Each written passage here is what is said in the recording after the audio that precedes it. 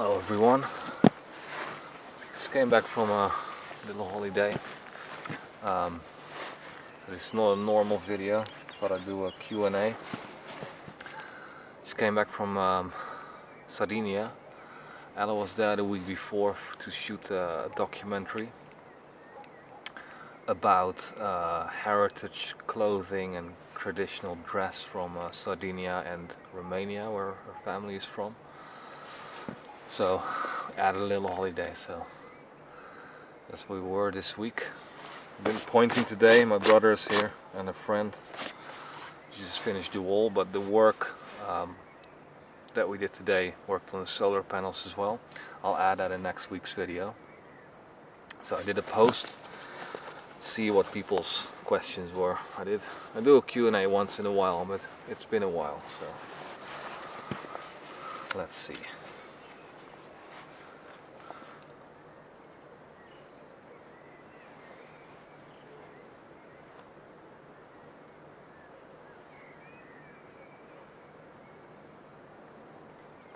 Yeah, Ella's cleaning it up right now actually to make it her workspace for the time being. I have some more work to do on the workshop, but I do want to do the roof this summer, to have that done before winter, because working on the roof on the workshop was quite difficult. It's doable, but clearing all the snow, it makes more sense to do something like that in the summer. So I think in a few weeks I will start there again. I made a start there with the bathroom work last year and in the winter, when I was waiting for the paperwork to be finished for the workshop. But once that was all done, the priority was to get the workshop finished, and we get there slowly. There's still a lot of work to be done inside, and I think through winter it will be easier to do inside work when heating is on, and the days are short. It will be more pleasant to work inside to finish the workshop, and but it will be great when the roof is also done for the second cabin.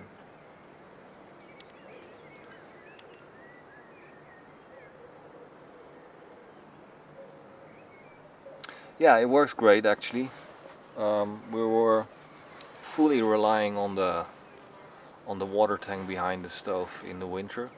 Now, like about 6 weeks ago, I looped it through to the electric boiler, because we still make fires, but they're quite a lot smaller, so the water in that tank doesn't get that hot. So before it goes to the taps, it goes through the electric boiler where it's heated up to full.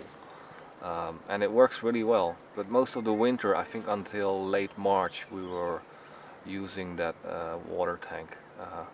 Gets up to 60 degrees or so, really depending on how big we make the fires. And yeah, it took a while. You can see in I can't remember which videos. I was struggling a bit in the beginning, but now the design is good and it's working properly.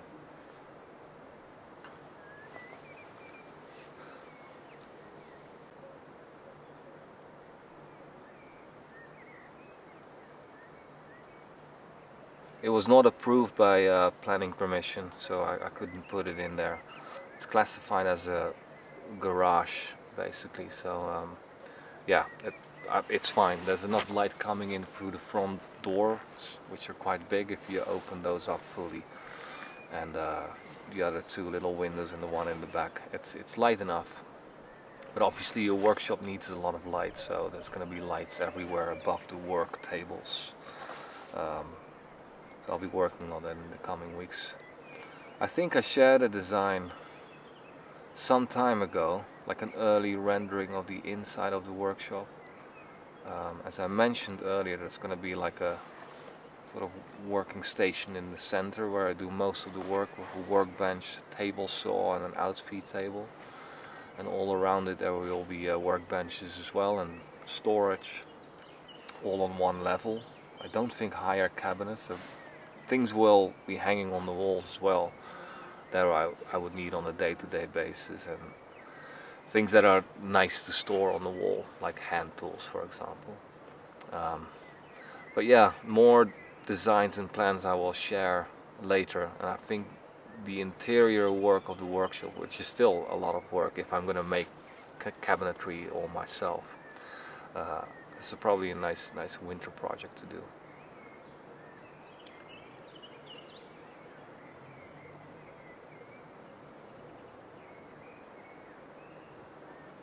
Yeah, that's a good question. Um, I don't know. The question is, when is all the work done? I can imagine when both cabins in the workshop is done, the next thing would be the front door of the first cabin, which is not that good. I'll redo some jobs. I'll get into woodworking, maybe more painting, um, landscaping, definitely. Like the primary goal is now to get the construction work and the free buildings finished. But I see there's kind of like 5 stages in this bigger project. The first one being establishing a livable area, basically, so installation of solar panels and getting electricity and power, creating taps and a water connection, which was there, but it's got a lot of work to make it work. Pipes underground and trenching and setting up the tent area. So that was the first year, half a year or so. So I had a comfortable situation with the outdoor kitchen and the shower to live there and then work on the first cabin, which is the second project, finishing the first cabin and have a permanent living situation, like comfortable heated space, also in the winter. That was done after 2 years or so, a little bit more maybe. And then second cabin is the third project, and the fourth project being the workshop. They kind of are coming along simultaneously. I've done some work on the first cabin, second cabin, in the basement. Now the priority is to get the workshop finished. And then once all of that is done, is landscaping is the bigger project for a longer future. You know, it's building terrace walls, stairs, like the stairway in between the 2 cabins, garden beds in stone, um, making the road better, just everything outside. There's a lot of potential there. You know, a gate, fencing needs to be finished. There's a lot to do, and to make everything really beautiful, because it's really around the workshop right now. It's a construction site. You know, the soil is all broken up, nothing is growing there. You know, seeding grass and plants. There's a lot of potential, I think, there to make the place visually from the outside really beautiful once everything is working inside. And that could take years. It's kind of an endless job to maintain the site, if you want to keep it looking beautiful and clean. Uh, you'll be working on it every day.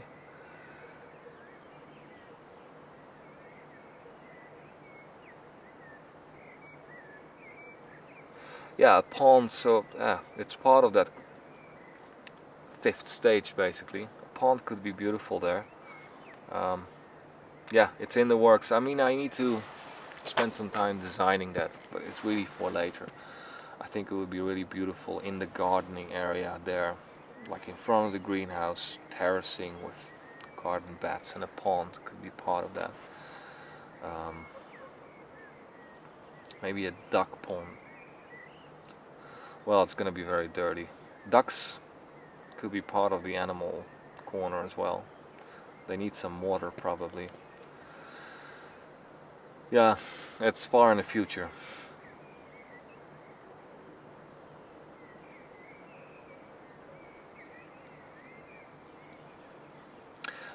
No, there is actually supervision. There's a director of works, geometry, architect. All those people are involved to legally do this. You know, they sign off the project, but they're not in the videos.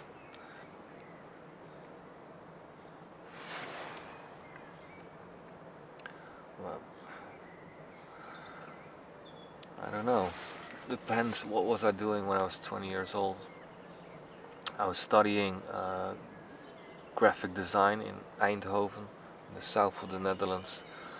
I was playing in bands, writing music. I was doing quite different things actually from what I do now. Um,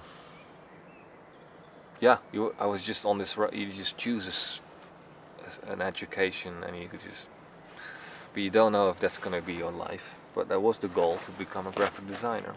And no, the goal is to become a rock star. Uh, with a band. That didn't happen, but that was what I was at. Actually, around 2021, it was a defining part of my life and career, I would say. I was studying graphic design, but it was not a great education. It was fine, but I remember I had one good teacher, and he really challenged me and kind of provoked me as well. I was struggling with him, but he was actually helping me a lot and challenging me. Um, and I think he liked my work. He was saying like you need to, because it was the last year of my study. He was saying you have to work at this design firm in Amsterdam. It was like a big design firm that was based in London, but had offices in Amsterdam and Singapore. And he said he knew the executive creative director there, and he said like I think you fit in perfectly there. So I'll write him, and then maybe you can get a job there as your first job after studying design. And I was very excited about that. And some time passed, and I asked him a few times, did you get in touch with them? And he said like, yes. They said it's best if you just get in touch with reception or their regular email address on their website, and just write your portfolio, and maybe um, they invite you.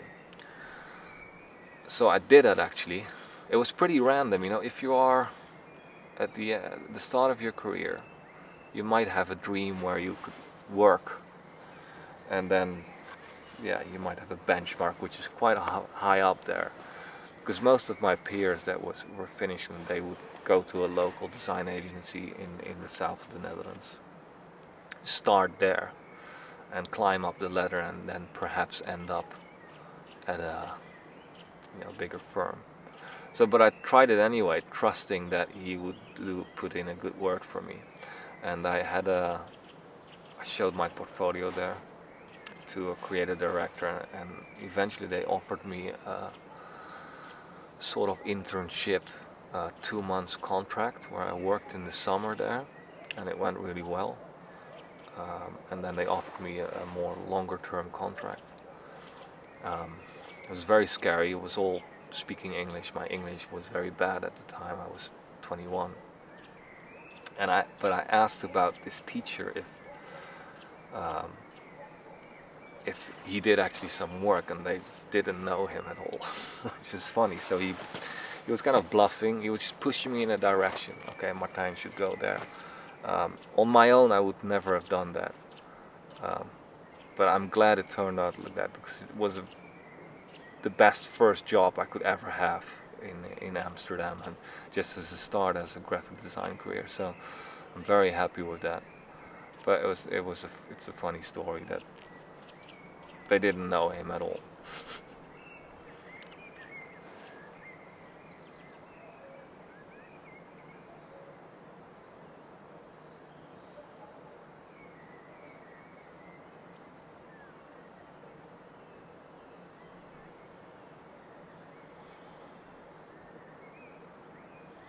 Yeah, I think it wouldn't work, because that's not how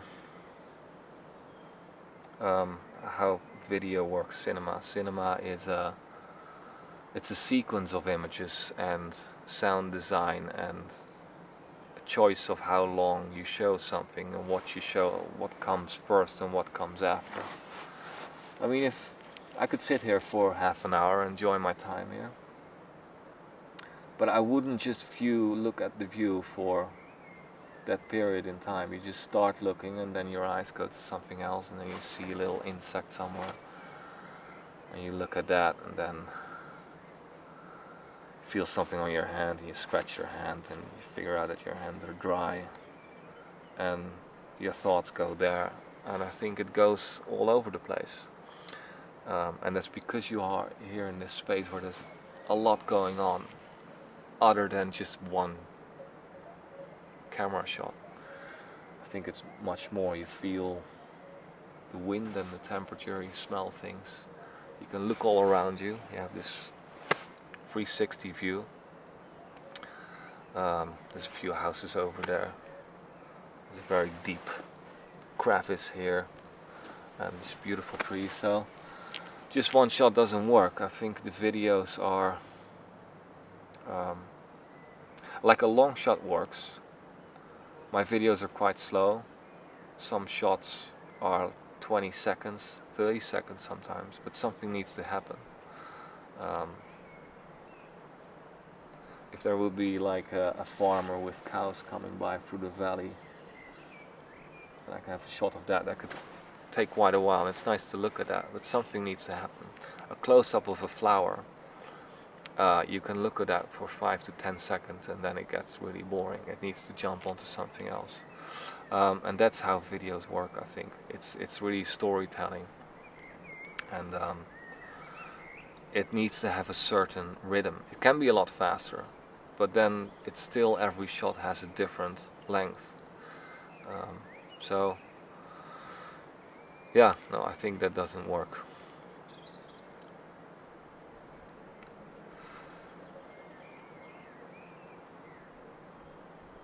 Well, probably the front doors and the back window. Those are the first things that have to be made to make it weatherproof. So I'll probably do that in the workshop in a few weeks. And from there it's cabinetry and like shelves and storage in the workshop, and then simultaneously I'll start work also in the second cabin. So it's going to be front doors, windows, kitchen, furniture, flooring. I don't know how I'm going to do it yet, but all of that is more refined carpentry that I want to spend more time in than I did the first cabin. Like the first cabin was a living situation I wanted to be in. I wanted to get inside quickly because I was living in a tent at the time. And I think with building the second cabin there's going to be more time into designing everything, building it properly, like better. I've learned a lot too over the years.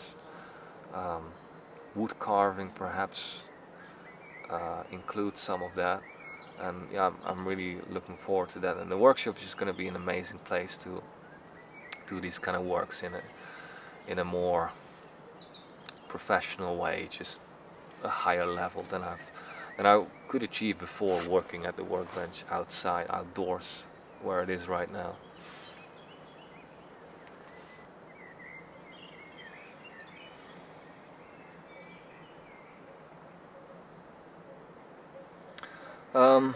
Well, it's quite a simple setup of one camera and a drone.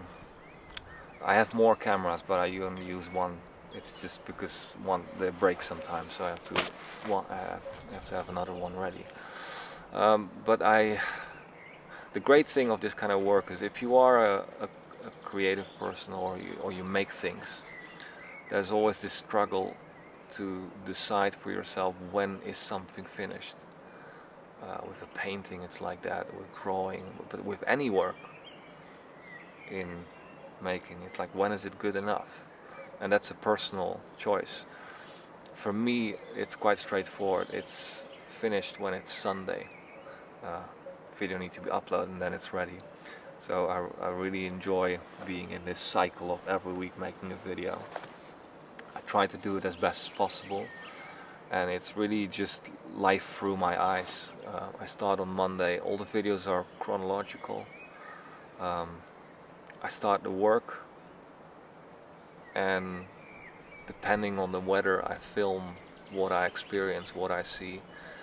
The weather's beautiful. There's a beautiful cloud sequence. I fly up the drones. I search for beautiful shots, and that gets mixed in with the work that I'm doing at the time. And that's how it is. It goes very organically. I have a very fast workflow, as I'm saying, with just one camera on a tripod, sometimes handheld. And when I'm shooting, I also know kind of exactly already how I'm editing it. And that's because I've done it so many times now. This is 209 videos, so it's a fast workflow, and whatever I see and what I find interesting, what makes me happy or what makes me feel things, I film that in a way that I think fits well for the videos for other people to experience. It's basically what I see is what you see as well. So yeah.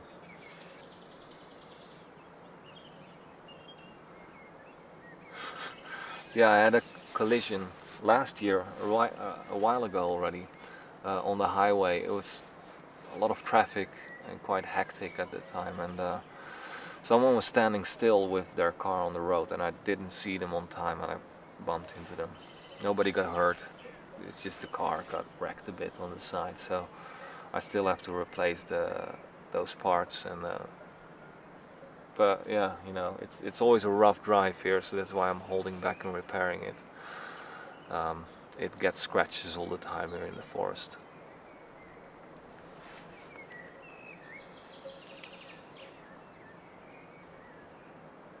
Yeah, so finishing workshop roughly, and then at some point start building scaffolding for the second cabin to do the roof.